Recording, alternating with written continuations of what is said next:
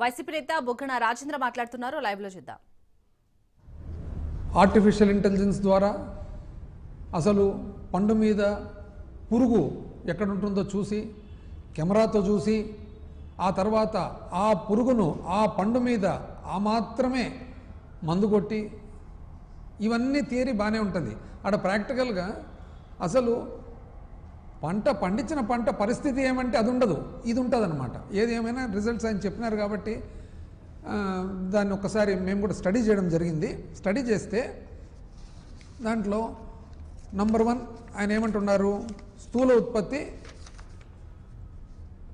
తన పీరియడ్లో 2014-15 బ్రహ్మాండమైన పరిపాలన జరిగింది కాబట్టి 13.5% యావరేజ్గా పెరిగింది. 2019-20 ఆయనంత గొప్ప పరిపాలన చేత కాలేదు కాబట్టి మాకు 12.02 మాత్రమే పెరిగింది అని. దానివలన ఏమంటారంటే 7 లక్షల కోట్ల ధనం అనేది